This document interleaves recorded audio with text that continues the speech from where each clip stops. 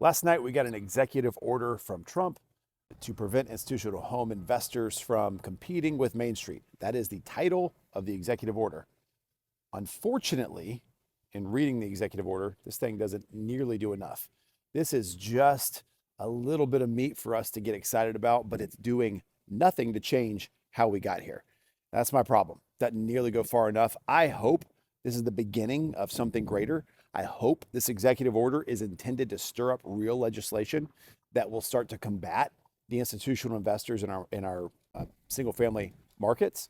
But what we're seeing right now is nothing to celebrate. And it was all the rage on Twitter last night when this was signed. The problem is, again, we still have institutional investors who are able to build to rent. I mean, could build full communities, rent them out, could be very involved in the buying process, could use cash and buy, which they do. All this does is prevent them from using federal housing programs to buy properties through and to finance.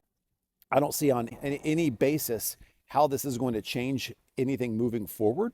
So, man, we got excited about it because of the conversation. I love when he was talking about putting a stop to this, but last night fell a little bit short. So hopefully we're on to a bigger and better things, but I'm going to call it as I see it.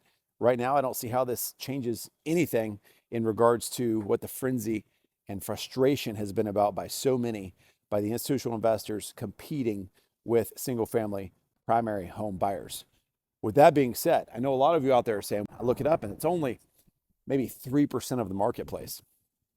That's true. And it is a fairly, think about 3% of all single families in the United States is still a massive number. But with that being said, it's consolidated into primary metro areas. So it doesn't, these guys aren't buying in the middle Midwest in many cases. They're buying in some of our most expensive markets, causing the unaffordability there. So what does the higher income earners from many of these markets do? They go live in other places. So it's constantly driving values up across the whole country, even if they're not buying in those markets.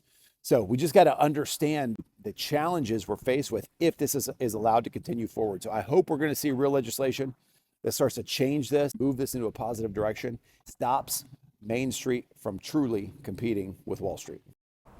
What do you think this executive order went nearly far enough?